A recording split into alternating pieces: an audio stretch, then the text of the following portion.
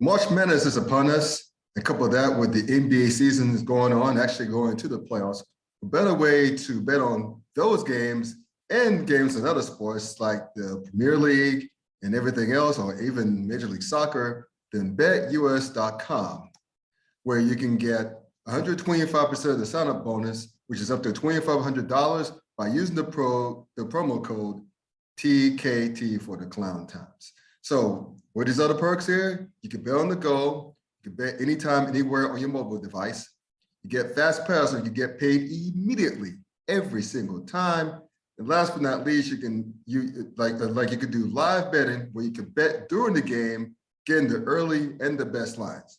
Again, use my promo code TKT for the Klown Times to get up to 125% of the sign-up bonus, which is up to $2,500. So again, not to sound like a book record, but go to betus.com where the game begins. Welcome to tonight's Thursday edition of the Klown Hour Podcast. I'm Scott Burks. Hello, this is my co-host Dwayne Nash. Please check him out on the yard/HBCU Sports. That's for all things HBCU Sports, as well as Sleazy Radio every Tuesday night on Facebook Live. Please check him out, the coach, and Sweet Lou. You enjoy it. I said Sweet Lou, so Sweet Lou, I know he'll like that. But anyway, also check out his great work on herosports.com, where rest for all things FCS athletics as they pertain to HBCU sports. As for me here, you see this, the Klown Times, that is the man, my sports blog. I put an announcement earlier on YouTube and on social media that I've written 2 rants on the website not that long ago. Yeah. This is the first time I've written any damn thing in a while. But anyway, it's pertaining to what's going on in Cleveland with Baker Mayfield and them, on that later. But anyways, check it out there, www.theklowntimes.net, spelled just like this, one word, no spaces. Also, check me out on Facebook as well, where on your smartphone, laptop, desktop, wherever it may be. The type of the Klown Times in the search window, you'll find me there as well. And 2 more things. Get the merch. CavePress.com, search for the Klown Times Sports. The links to that and to Dwayne's websites and to my sports blog will be in the description after I upload this video to YouTube tomorrow. And last but not least, please continue to like, comment, share, and subscribe. Okay, I'm over 360 subscribers right now. So still pushing that. Again, I celebrate small victories, but looking to push that bad boy further, hoping to get to over 1,000 by year's end. So anyway, just continue to like, comment, share, subscribe, and help me out. Help all of us. Yeah. It's a win-win. Everyone wins. So please do that. I'd appreciate it. So we didn't have our podcast last week. Well, we did talk about I talked about the ACC tournament, but we didn't have our main one. So lots have happened since we got together, man. NFL-wise, HBCU sports-wise, we'll hit the NFL first. Some crazy shit has happened the last couple of weeks, man. But let me just break it down like this, because we're ambitious tonight, so I want to make sure we get all the cool stuff in, right? So between Russell Wilson's trade from Seattle to Denver,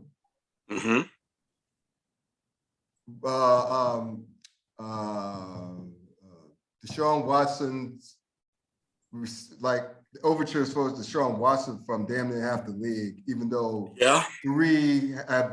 4 have been on record as being amongst the leading suitors in the Carolina Panthers, New Orleans Saints, and now the Atlanta Falcons, and the Cleveland Browns of all teams. I was going to say that whole NFC South. Yes, once Deshaun Watson, right, to catch up with a certain GOAT in Tom Brady, who recently came back to Tampa, and which is another story in itself. But the fact that Cleveland was involved, right, we'll go there in a moment. And so those 2 things, and last but not least, Devontae Adams being traded from the Green Bay Packers to the Las Vegas Raiders. So which of those to you, I'll start with you first. Now chime in.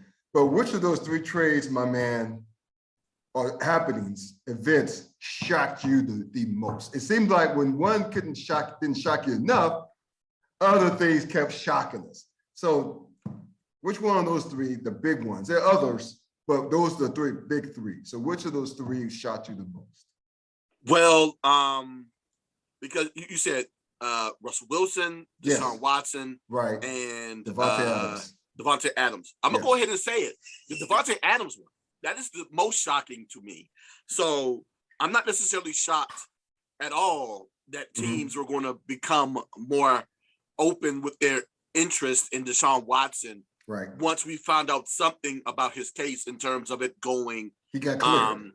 In a positive direction, right? Yeah. And once we heard that most of the criminal charges, if not all, have been dropped. Yeah, all of them. Yeah. Yeah. So that's what's going to happen. Yes, exactly. Right. So once that happened, I knew teams was going to come out and attempt to attach their names to Deshaun Watson.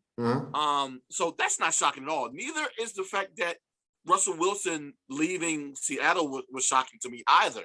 And I'm actually not necessarily shocked by his destination too. And the reason why I say that, of course, there are a lot of people here in DC that was hoping that would be the case.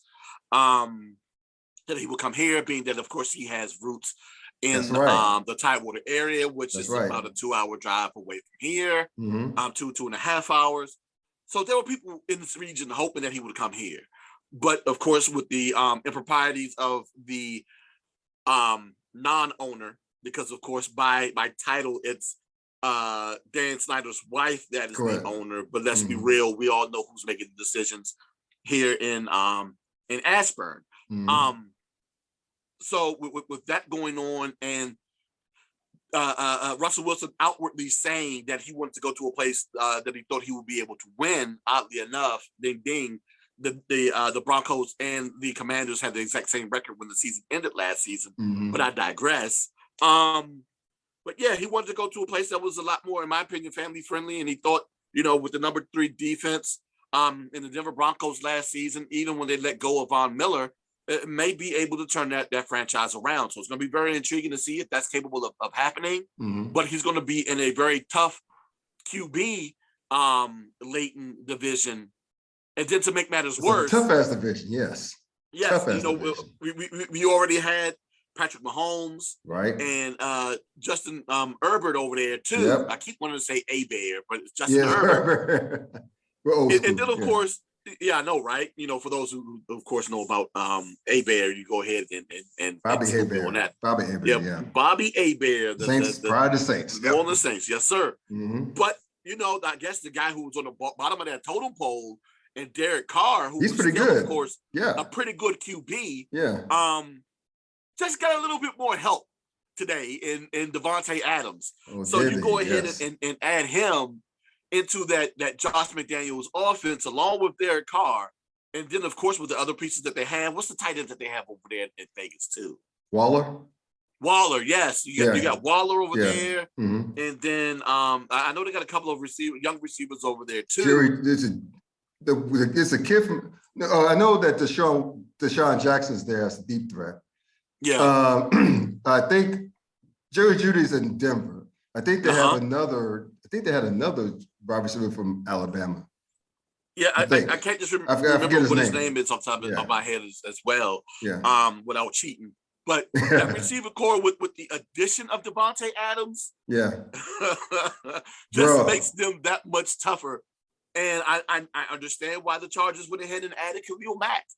That's something else we didn't discuss too. And speaking of the Raiders, they added Chandler Jones.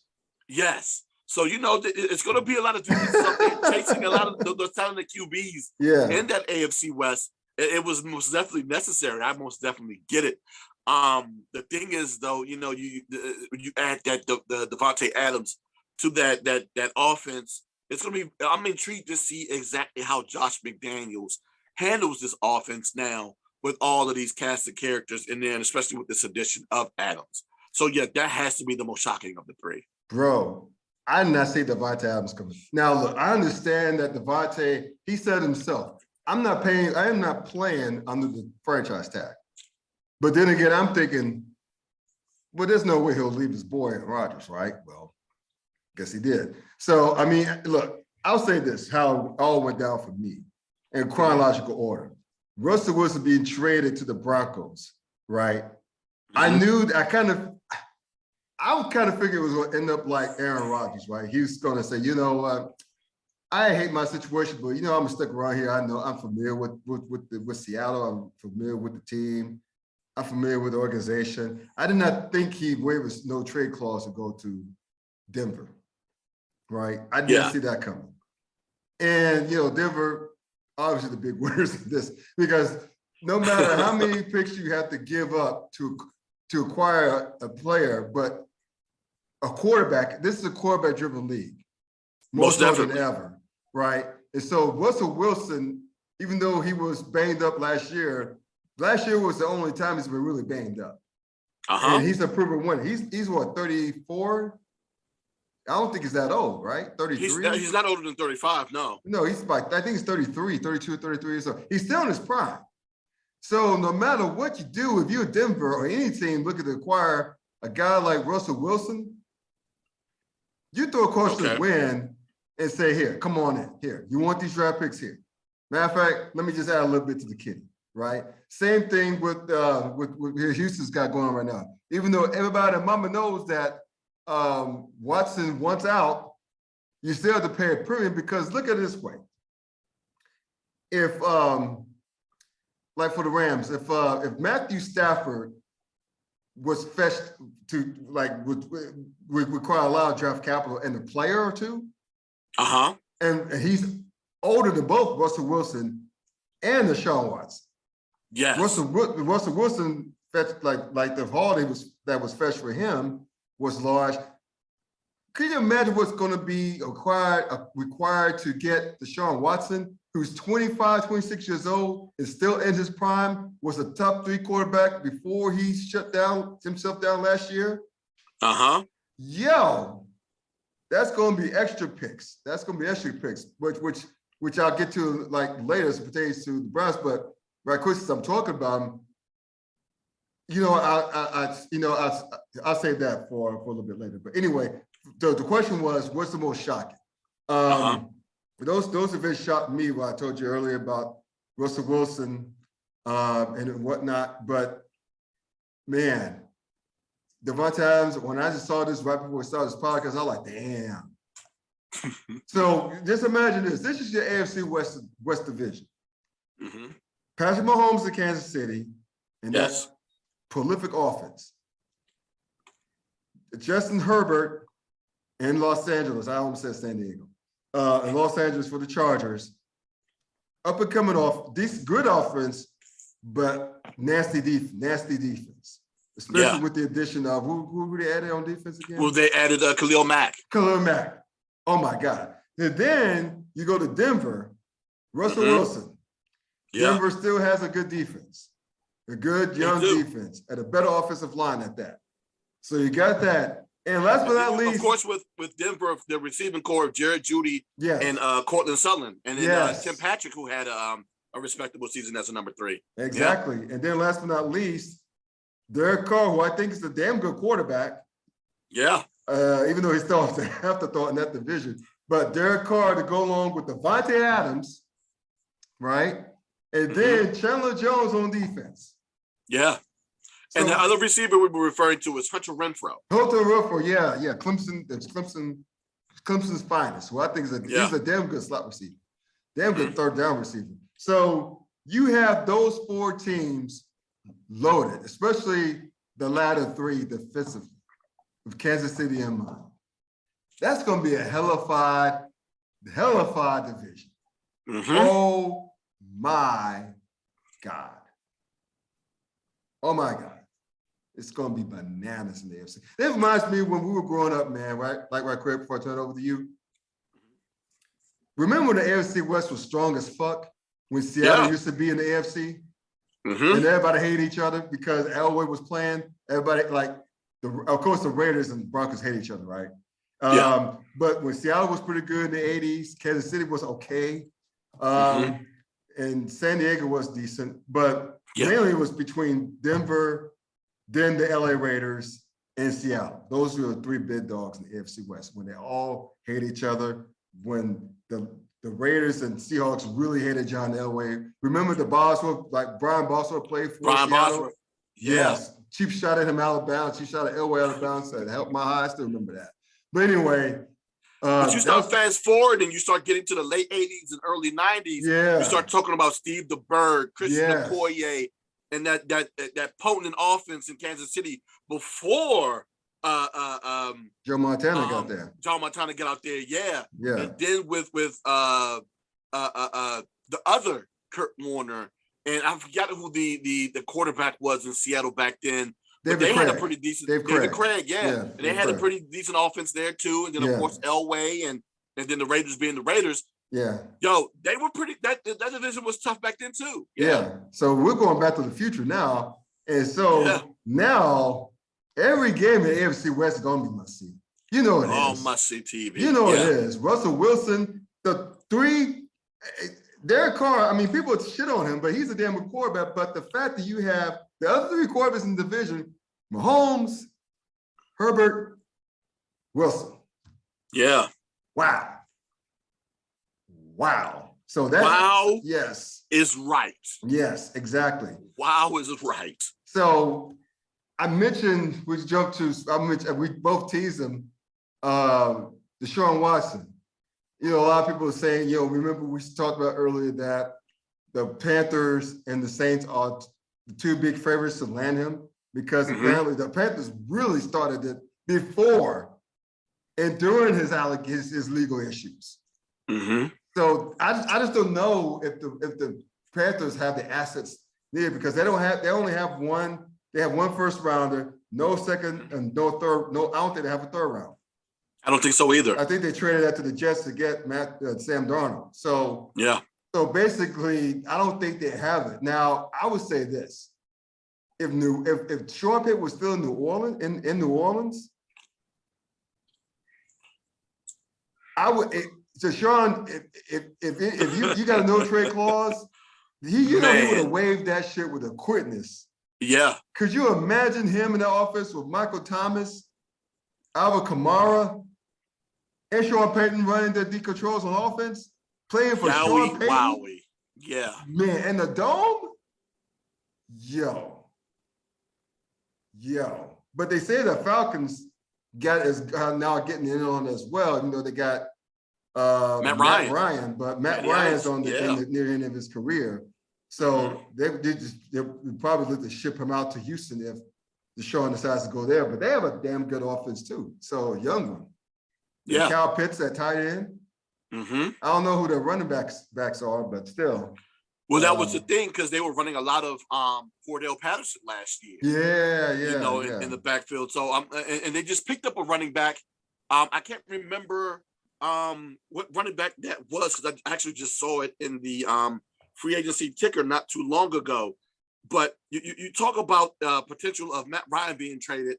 I'm also thinking about, with Carolina, maybe it's a possibility that they go ahead and St. Peter's has Kentucky in overtime. Right, yes. I just looked at my phone. So I'm looking at my phone, but go ahead. Yeah, I'm sorry, but no. I was looking at it too. So, what the fuck?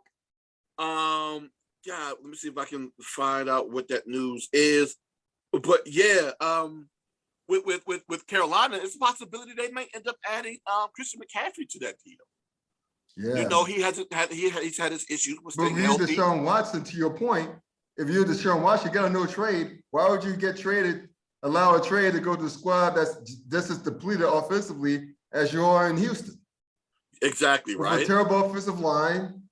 Carolina's quarterbacks will beat all the hell last year. Why would you go there if you don't have Christian McCaffrey to take the pressure off of you?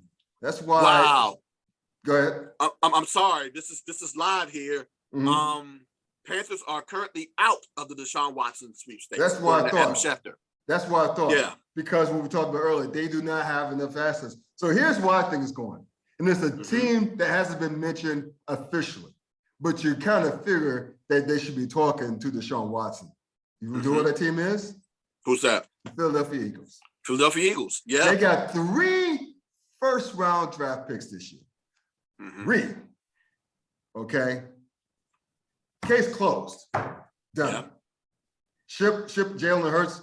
Thank you, Jalen, for your hard work. We appreciate your growth. You're a good dude off the field. Good dude on the field, too. But you're out of here.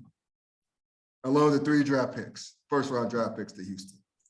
If Philadelphia doesn't get involved, I don't know what the hell Howard Roseman and company are doing if they don't go after it. Because the NFC East, your beloved division with your beloved Washington Commanders now, that division is there for the taking. It sure is. Dallas only won it out of default. Let's just be real. Like Dak Prescott won it by default. By default, he's the best quarterback in the division. And no disrespect to Prescott, seems like a good dude off the field as well. He's not as good as Deshaun Watson. No, he's not. No, especially on the Eagles team who made the playoffs last year. Their young squad, they got a hell of a running game. Yeah. And with an improving defense as well. So you couple those 2 things together with Deshaun, man.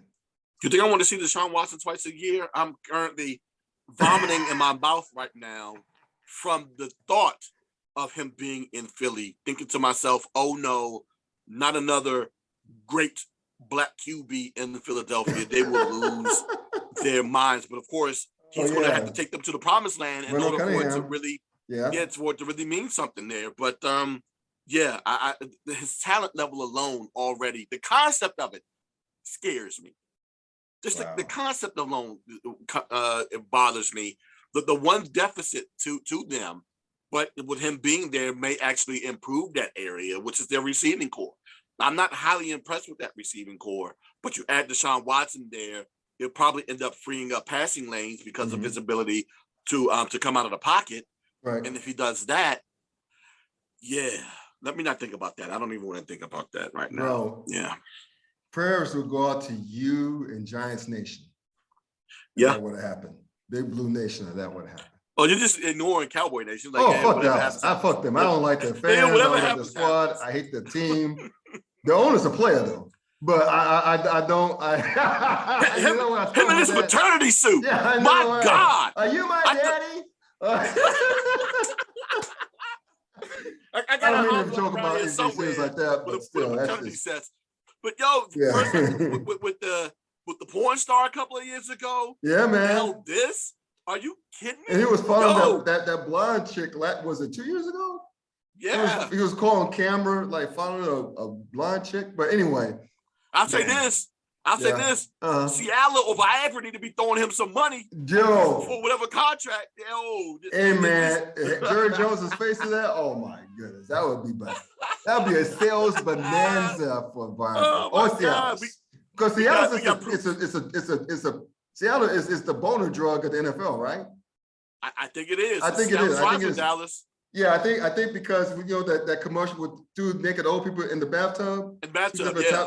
Two separate bathtubs. Yeah, I think that's the boner drug of the NFL, right? So, and then Seattle surrounds with Dallas. Why not? See, that's why they need to hire your ass to run marketing. Cialis and Dallas. There it is. Call it D-Alice for all I care. Get some of this. Hey, if any Dallas fans listening to this right now, Joe need to get on the phone with Jerry Jones. You know Jerry Jones will pimp the hell out of that. Crazy. Yes. Anyway, but what the hell we're talking about? Oh yeah, the NFC East is right for the taking. So Deshaun Watson in the Philadelphia.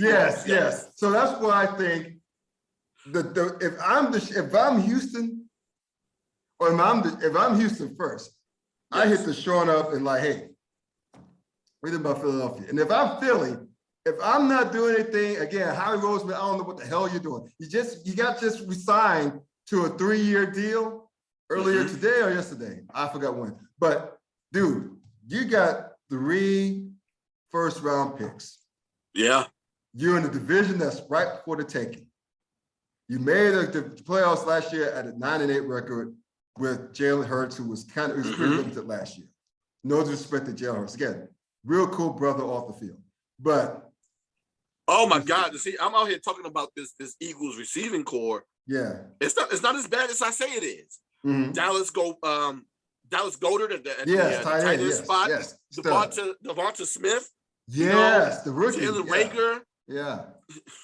They're not that bad at the receiving core. And then, of course, like we've been saying with Mike Sanders, Jordan Howard, Boston Scott. And then you go ahead and you add in the potential of a Deshaun Watson into that mix. Yeah. That offense becomes the second best offense, if not the best offense now with what's your boy's name leaving Dallas with Amari Cooper? Yeah. Now out of Dallas now. Yeah, in Cleveland, Yeah, so they could most definitely be competing for the best offense in the NFC East with that addition, which is another reason why I would be highly upset.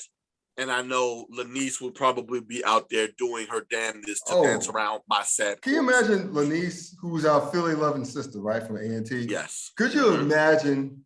She would be so unsufferable. She'd be so unsufferable. She would be almost as insufferable as when her beloved Eagles won the Super Bowl a few years ago, which I was cheering for them as well because I hate New England. But anyway, that's another thing for another time. But she's a fan that most definitely deserves it. She reps Philly to the most. Right. Up Very years, down years, it don't matter. As long as I've known her, and I've known her for almost, it's been almost 30 years. We old, bruh. Yes. As long as I've known her, you know what? I shouldn't have put a woman's age out there like that. She's only 32 years old. She's only 32 years old. There you go. She appreciates that. So, but yeah, as long as I've known her, she's rep Philly. And she will be extremely insufferable, but deservingly so because she's seen some lean years hit there in the city of Philly. Yeah. Her. I knew a couple other cats.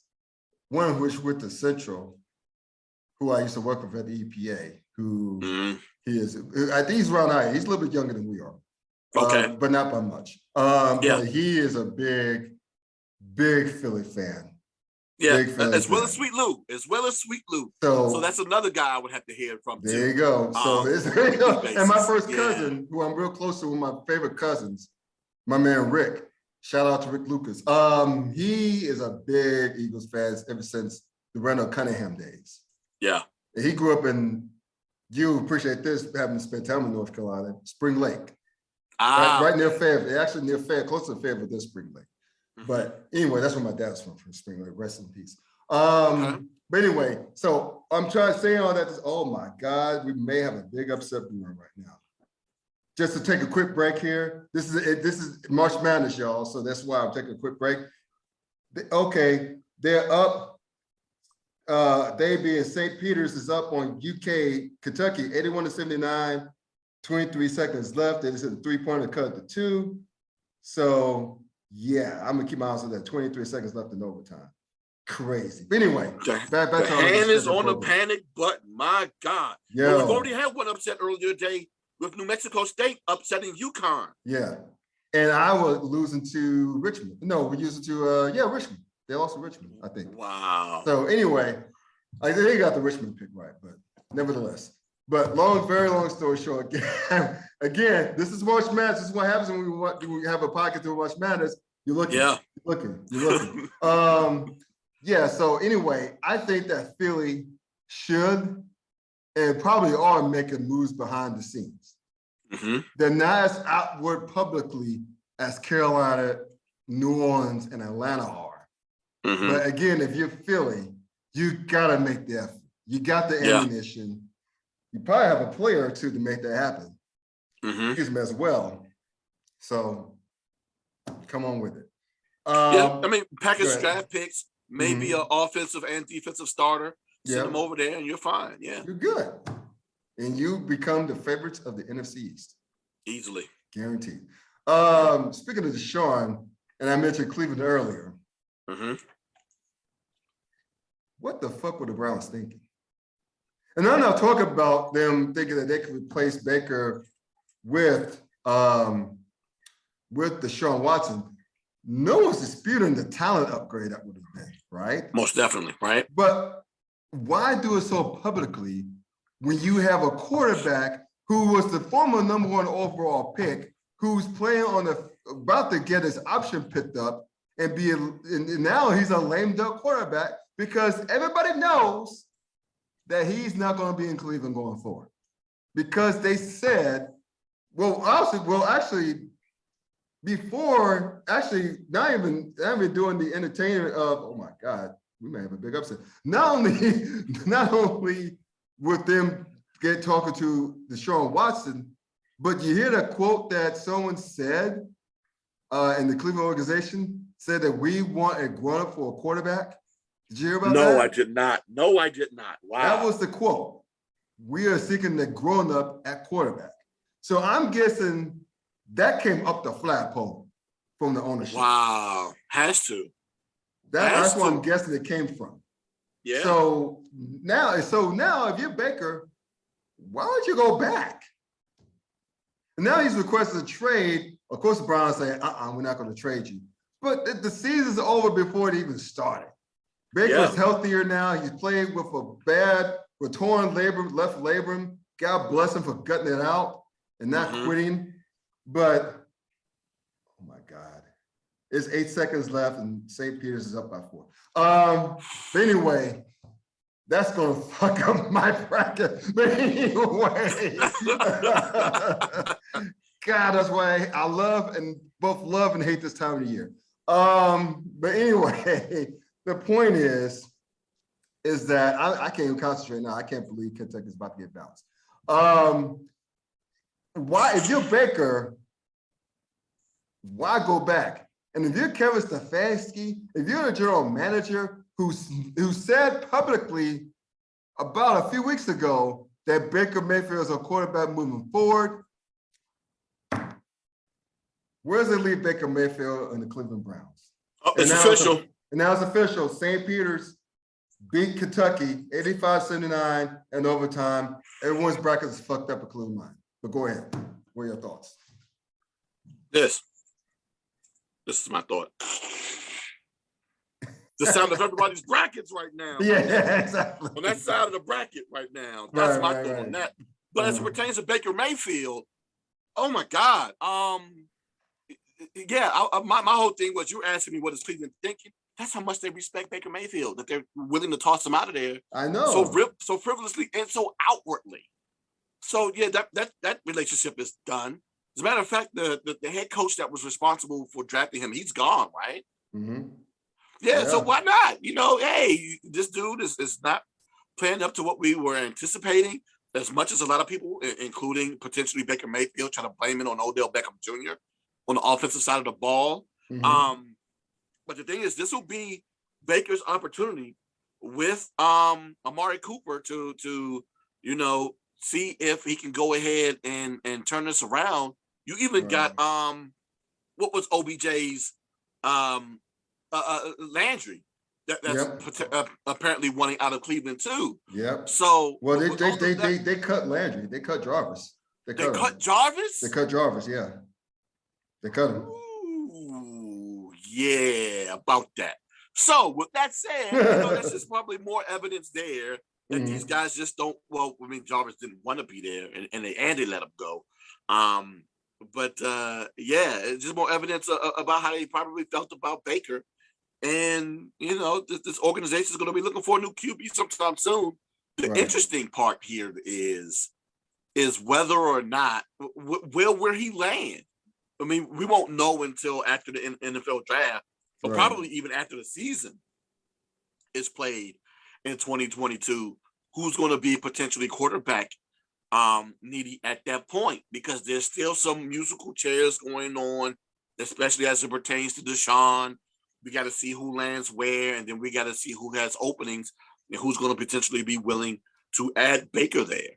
Yeah, it's crazy. I mean, God,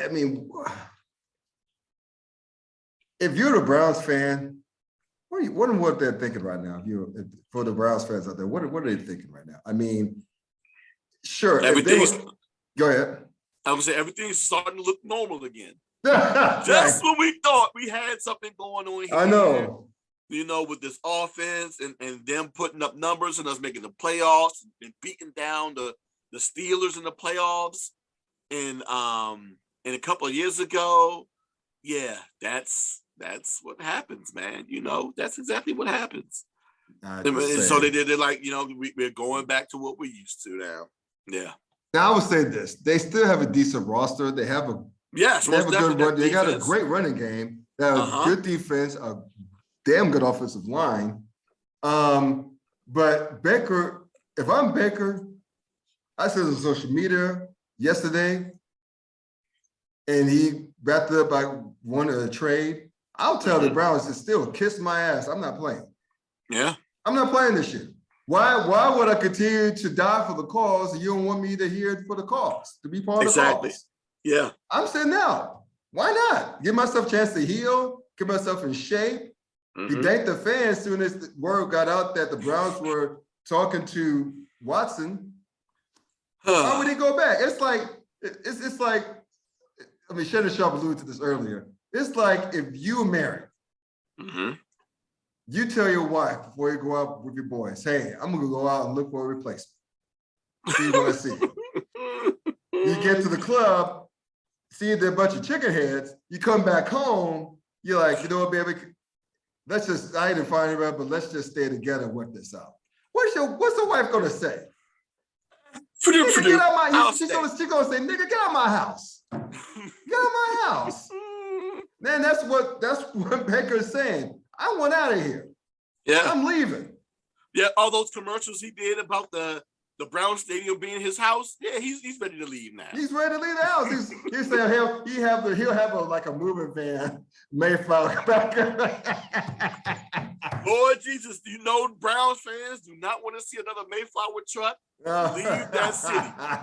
My God. Oh my God. Sorry, no, actually that was the Colts, but still the point Baltimore. being that the Browns moved to Baltimore back in the day. Yeah. That's the point still stands. But if I'm Baker, if he's as petty as I think he is, and I think it's pretty petty.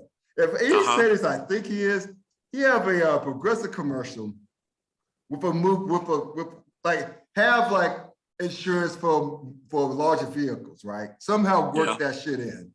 Have the Mayflower truck back his ass right into the stadium. And have Mayfield saying, you got all your stuff, honey? Just stuff like that. If he is petty as I think he is, God, I will love it if he did something like that. I will love it if he did something like that. I will love that shit, but it's crazy. It's just insane. I still can't. But right quick before we move on to the HBCU world, you talking about tough divisions. We talked about the AFC West, right? Look what's going on in the AFC North.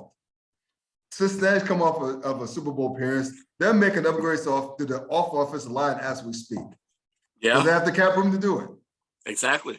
Baltimore is getting healthier. The reason why Baltimore didn't make the playoffs is because everyone's either sick with COVID or hurt. Yeah. And you can't have that back-to-back 2 years in a row. You can't have that. No. I mean, the odds that happening in the second year in a row are slim to nil, right? And then you have my beloved Steelers.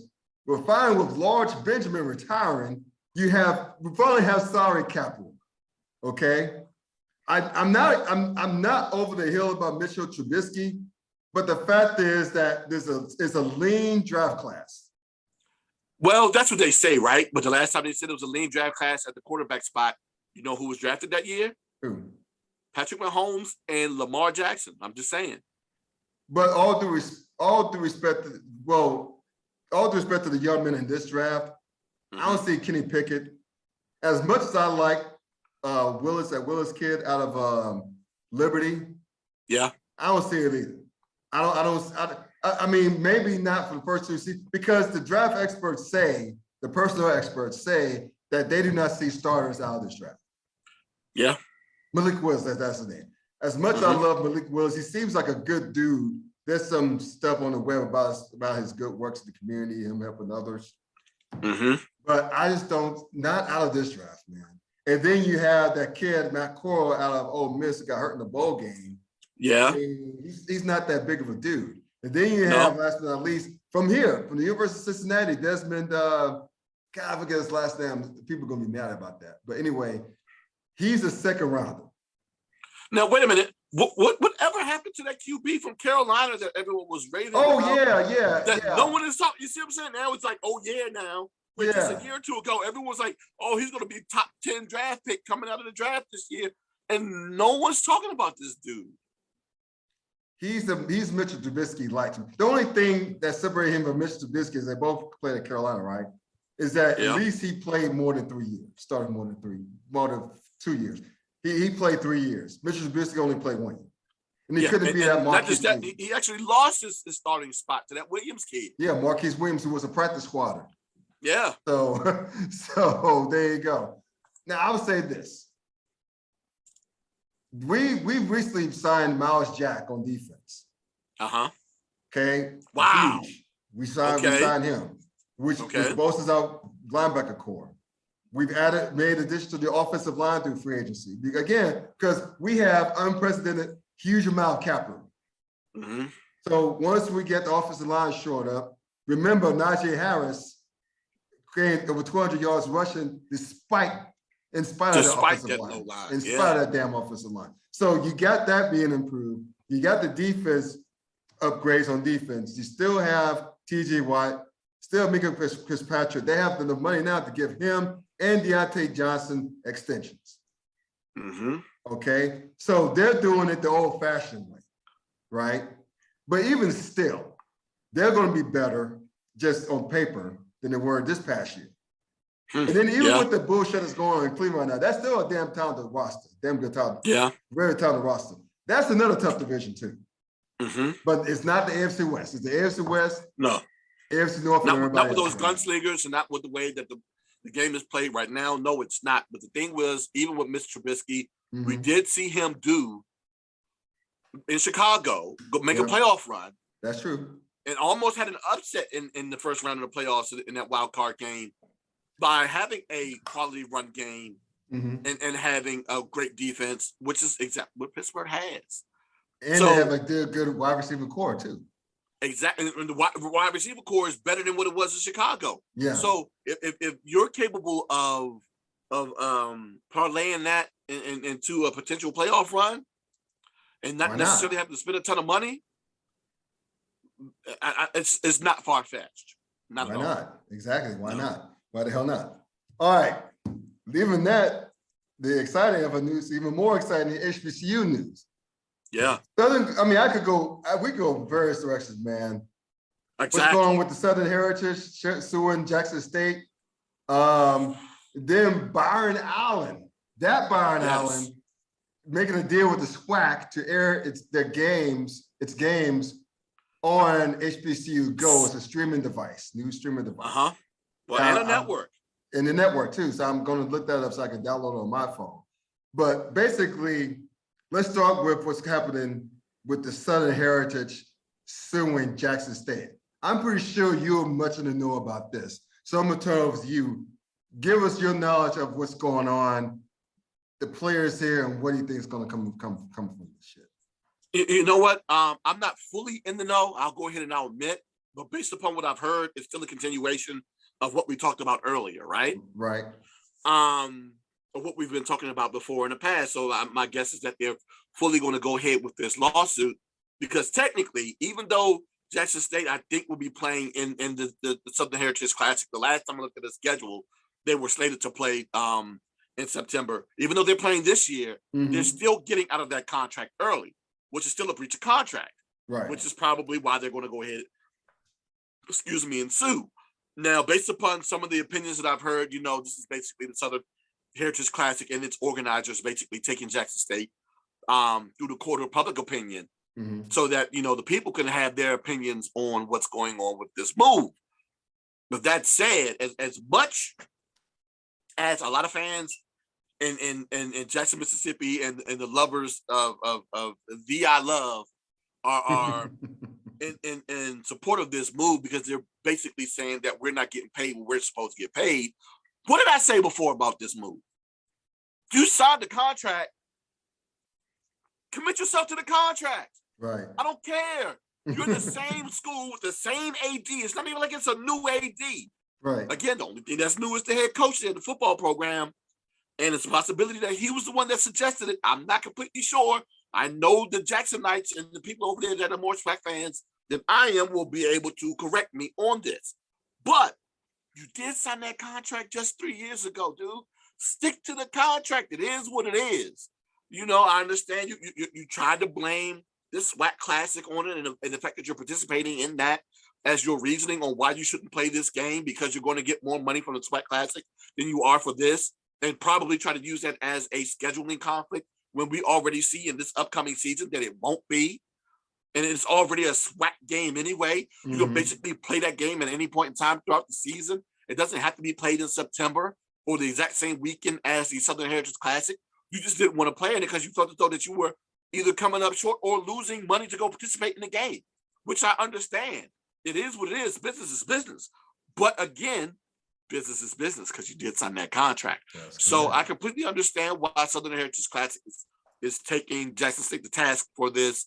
I'm just going to go ahead and wait and see how this plays out because, and then also don't forget, I don't know if necessarily, well, my guess is that Earl Hilton of North Carolina A&T has finally reached out to the Southern Heritage Classic on whether or not they're going to end up taking Jackson State's place in that game because let's face it, A&T is going to need to play as many Black teams as possible to keep some of their fans satisfied in terms of how many HBCUs they're going to end up playing because, of course, after this season, they're moving over to the CAA. And it's going to be a tough sled to hoe playing in the CAA in that conference. You know, they're going to at least want to continue to see them still play against the likes of North Carolina Central. I think the South Carolina State contract continues on past 2023. And then they have Winston-Salem State coming up sometime soon in the near future too. So yeah, the fans who are wanting those HBCU opponents are going to want something like the Heritage Classic, at least to latch onto with this football team, especially once they move over to the CAA. But yeah, I don't blame the Southern Heritage Classic. But again, they want their money because that's the sign of the contract. It's a big draw for Tennessee State, right? It is. Yes, but at the same time, I'm going to need the Southern Heritage Classic to have more of an understanding of how to do business. And this is just a situation where, in a lot of cases, organizers of sporting events or the cities that hold these sporting events that HBCUs do not own. And I'm going to need these schools and conferences to have more ownership in these things instead of just signing these deals and be willing to take control of what's going on with these games so they don't fall into these situations, right? But you have that. You're capable of having a better deal where you're not hurting yourself fiscally participating in these matchups. I hate seeing it. I hated to see what the city of Charlotte was doing to the CIAA. I hate to hear what the Southern Heritage Classic and the numbers in which they were paying out to both Jackson State and to Tennessee State over the past 29 years. That's insane too. Yo, they need to do better. But at the same time, you did sign the contract. Right. So what is it with, we'll close the segment this portion of it by asking this question. You mentioned earlier, what is it about those schools not having any ownership of the classics? Why is it just bad business that those administrators are practicing? Because I think even though we're talking like FBS D1, right?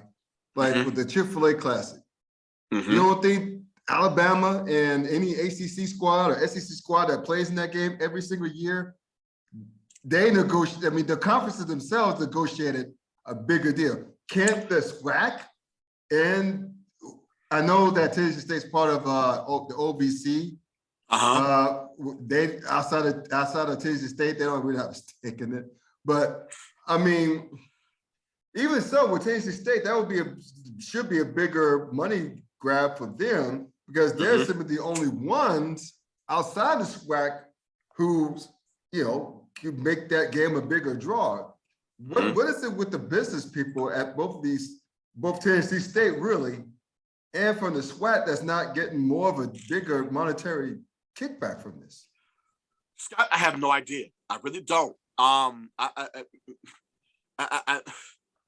without having full knowledge, I'm just going based upon my limited knowledge and based upon what I see, which is it's either their inability to want to get involved or they don't have the know-how to get involved. Because if that was the number, you knew that was the number back in 2019 and you knew it was a messed up deal back then and you still signed it. Right. Now, if memory serves me correctly, neither Southern or Grambling owns the Bayou Classic either, if I'm correct. Because there was a time, I forget what year it was, but they were looking to replace those two teams. Right. The organizers of that game were looking to replace Southern and Grambling in the Bayou Classic. And I'm like, how do you do that? Yo, the Bayou Classic is legit Grambling and Southern. That's the point. I didn't know that. I thought that those two squads were getting huge kickbacks from that. I did not know that they had no ownership in that. I don't think so. Again, that's I crazy, need someone from dude. the SWAC to correct me on this. Okay. But I do most definitely remember vividly that there were talks of replacing Grambling and Southern in the Bayou Classic. You know, if I'm wrong, somebody's going to call me a liar. It is what it is. Yeah. But like I said before. Remember that? Go ahead. Oh, I'll never let that go. I'll never let that go. But yeah, so like I said before, if I'm going to need someone who's watching this, if I am wrong, so please correct me on this. But I do remember or recalling that they were looking to replace those two teams in that game. And for whatever reason, it's probably like that with a lot of other classes. I don't necessarily know the full involve. I know the payout for the Celebration Bowl, but I don't know how much of an involvement that the Celebration Bowl currently has. Well, again, they just recently signed a 6-year deal, so my guess is that they're fine with the money that they're getting there. But I want to know exactly how much involvement those two conferences have in terms of the terms and conditions of their contracts, if they feel as though that they're doing wrong and they want to go ahead and make changes. But again, it's something that you're signing and it is what it is. Yeah. It's going to be very interesting how that moves forward. I just think that Jackson State's going to come back to the table, finish out their contract, and move on. Because it's bad. It's a bad look for Dion and company to not at least honor the contract, even if you don't like it, even if you know, even essentially because he and Eddie George are good friends, but even I think those contracts maybe before Dion got there. So just honor the damn contract and then move on. I don't know if they don't think that it's fiscally favorable to them. And they're capable of handling the hit, they might take that hit and move on. So yeah, I'm waiting to see exactly what the verdict is going to be, because if it's one that they're capable of handling, everybody, okay, they're out of there. And also, one more thing before I have you give us some more HBCU news. This came across a wire early this afternoon. Byron Allen. Yes, sir, the Byron Allen, a comedian. I don't want to say him short of his accolades. TV producer and owner of entertainment studios and All Media Group, AMG. Also owns the Weather Channel. The Weather Channel, yeah. So dude's deep. Dude went from real people to show real people to fat, this big time media mogul. It's beautiful to see. It's beautiful to see. It's worth over $450 million. He was interested in buying the Broncos, purchased a stake in buying the Broncos. Is up for sale right now. But he basically made a deal with the SWAC to as a multi-year partnership. Yeah. For a new streaming home called HBCU Go. It's still set to begin the fall of 2022, this football season. So I couldn't find the financials. I know I'm going to look for HBCU Go and download it. But while we do not know the financial specifics, this has to be one hell of a deal for the SWAC, man, because You got what you've wanted. A dedicated streaming service with a guy well known as Byron Allen, who doesn't make many mistakes. Not just that. Now, help me, because that's the part I want to see, right? Right. Is whether or not, yes, that, my friend, is the biggest part. I don't think you saw that. HBCU Go is free. Wow. That is the biggest part. So this whole conversation about getting HBCU athletics onto streaming networks, which one should they go to? What should they do? My biggest detractor in terms of signing on to a streaming network, if it wasn't ESPN or something that was related to, say, like maybe Fox Sports or CBS, if you were going to have to pay an additional fee, if the viewers were going to have to pay an additional fee for a new service, say like having to go to Flow Sports, I don't know if we, not only as HBCU alums, but your average fan will be willing to come out of pocket to pay for a new streaming service where all they're going to do is watch HBCU athletics to make it favorable fiscally for this conference. It was going to have to be something where they already had some sort of, in my opinion, and again, I'm not the brightest as it comes to television network deals and how they're handled, but what I am smart in is budgeting, right? Most of us already have several streaming services now. Scott, raise your hand along with me if you have these streaming services. Do you have Amazon Prime? Okay, keep your hand up if you have what's that? Disney Plus, which of course includes Hulu if you have the Plus. Okay. Do you have Apple TV? I hadn't activated the subscription yet, but I got it. It's waiting, yes. Paramount Plus. Peacock. Yes. See, Bel you know Air. what I'm saying? So yeah. yes, right. So there's just HBO Go. Yes. Now HBO Max now. HBO Max. HBO Max, I'm sorry. Yeah. So if you already have cable, you already have HBO Max. But you get my point. The thing is, you're looking, or you were hoping to have this new streaming service for people to pay for, with potentially only HBCU athletics there, and hoping, because the thing is, yes, it's fun and fine and dandy to only cater towards HBCU alums and fans, right? But let's be real. The way that the Power Five and the major conferences became that is because more than their alums watch the games and are fans. So if you can get your non-traditional fan to come over and watch, it's that much better. And then now in this case, it's a free streaming service, which means that Byron Allen is willing to go ahead and pump in the advertising dollars and kick that back out to the conference and the institutions without having to force your fans to pay for a streaming network. My God, Byron Allen is a saint.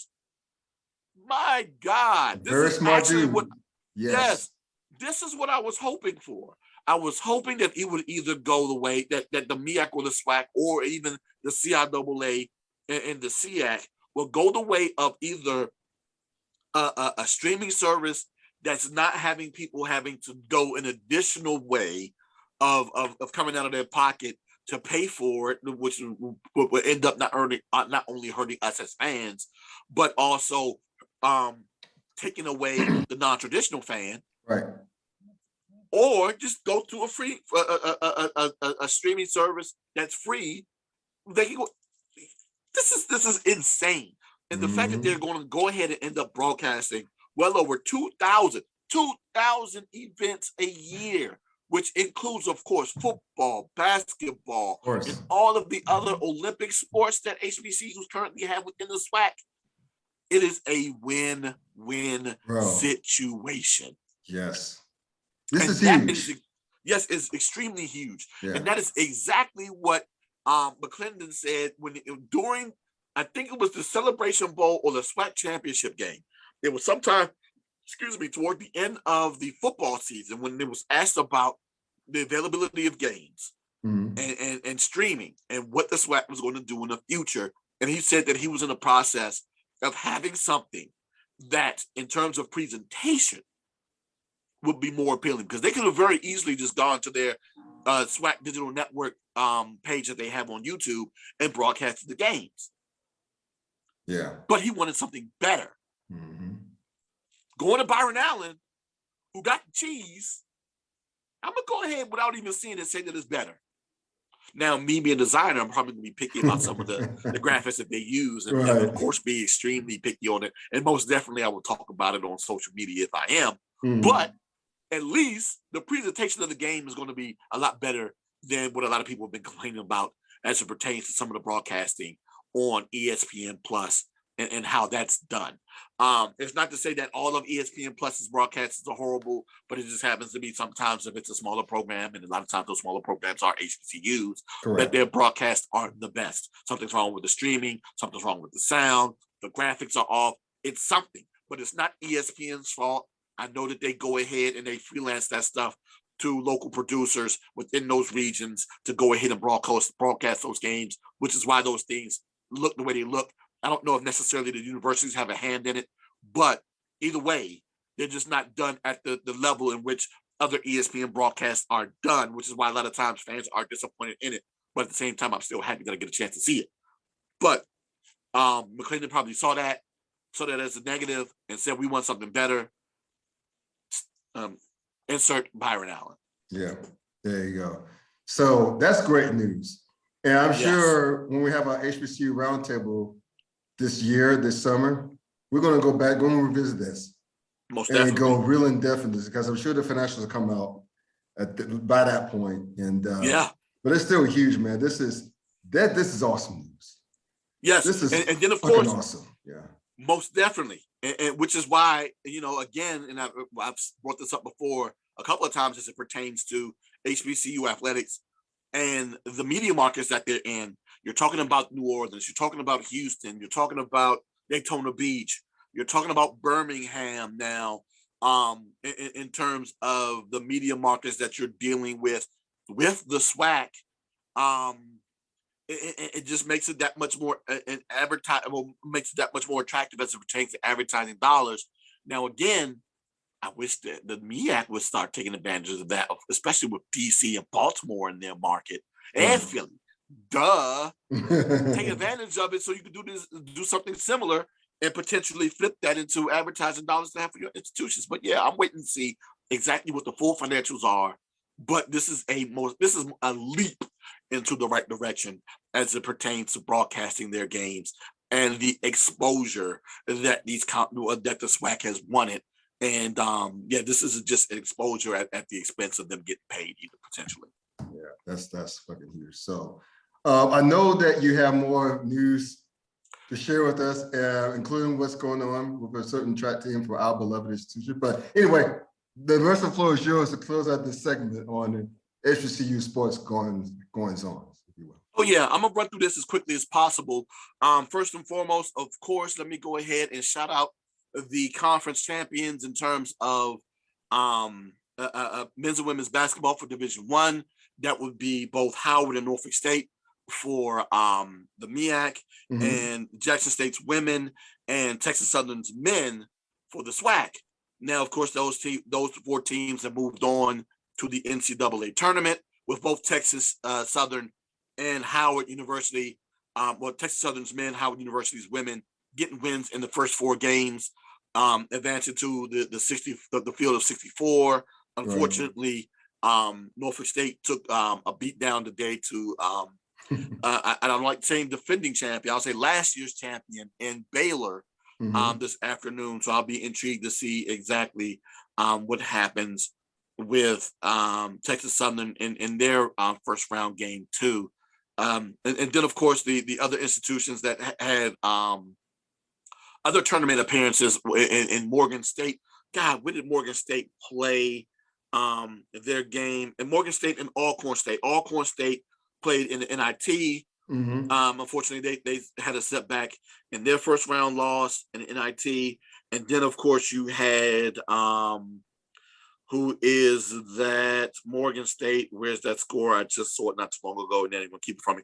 Morgan State losing to Youngstown State by 5 in the basketball classic. But I want to go ahead and just at least give a tip to the cap to those teams, those HBCUs that moved on to play postseason ball in Division I basketball. And then, of course, and a lot more in the basketball world with Jackson State. They seem to be hiring as many former pro athletes as head coaches as possible with Mo Williams, formerly of the Cleveland Cavaliers and spent several years in the NBA, formerly the head coach and did not necessarily have a wonderful run at Alabama State, has decided to step down as being the Hornets head coach of the men's basketball team and took the job over at Jackson State. So he, of course. So that was a lateral move. So why the lateral move? I'm just curious. I guess he wanted to go to a program that he thought was better. That too. So why, I don't know. We'll find out sooner or later, I guess, whenever that press conference happens. If it hasn't already happened, if it has already happened, I need to go ahead and watch and see. But you're right, it is a lateral move within the conference. My guess is that he's probably still wanted to stay within the SWAC. He just wanted to go to another program and thought that he probably would get the help that he needed to win at Jackson State. I will say this. Let me go ahead and shout out my homegirl, Jennifer Williams, the former athletics director over at Alabama State. I don't know exactly what has been going on over at Jackson. I just know that there's not Jackson, but over at Alabama State. I just know that there hasn't been a lot of favorable talk in terms of the direction of the athletics department after her departure to move on to work with USA Basketball. And he probably was turned off by what was going on after her departure and probably wanted to go someplace else, but stay at an HBCU. Right. So that's basketball news.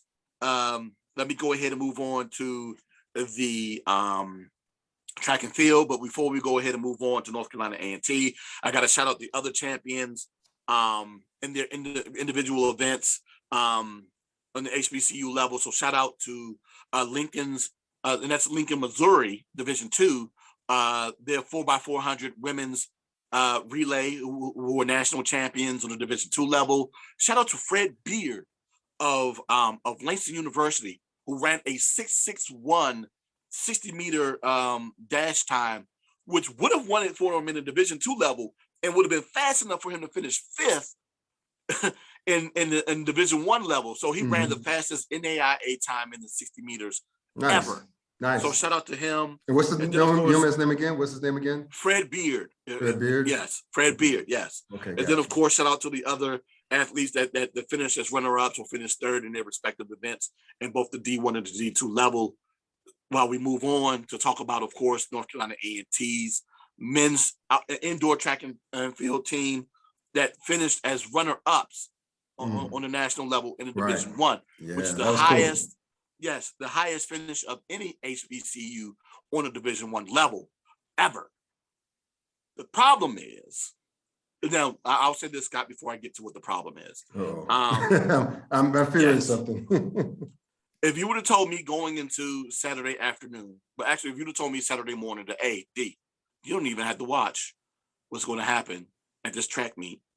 A&T is going to finish this meet as the national runner-ups. I'd be like, wow, no one's ever done that. I'll take it. The problem is this. Going into the final event for the men's, which is the 4x400, meets always end with the 4x4 relay. Right. Going into that event, they were 3 points behind the leader, University of Texas. All they needed to do was to finish 4 points better than the University of Texas. They would have won the national championship. Now, the renowned track program at the University of Texas. At that. Yeah. So to put even more pressure on them, or to make it and I hate this word, destiny in your own hands, because of course destiny is already predetermined. You don't control your own destiny. Right. But they faced Texas in their heat. And not only did they finish 4th in their heat behind Texas, they lost to Texas A&M in that heat. The problem with that is not only did Texas A&M win that heat, they won the entire event. With at time, I think it was like a 305. A&T ran a 303 earlier this season. That was their qualifying time. So they had the capabilities of beating a 305, and they knew it.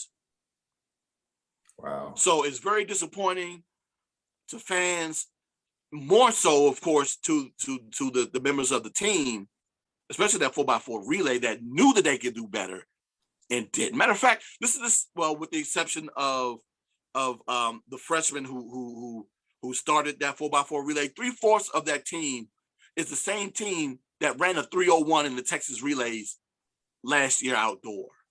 So they had the capabilities of being that great, and it slipped through their fingers. It did. So it was very disappointing. So we were very close. Very close to winning the national championship. Wow. And of course, Coach Ross is already saying that he's not taking anything less than the national championship and the outdoor championships. I love that moxie. I love that swagger. Nor should he.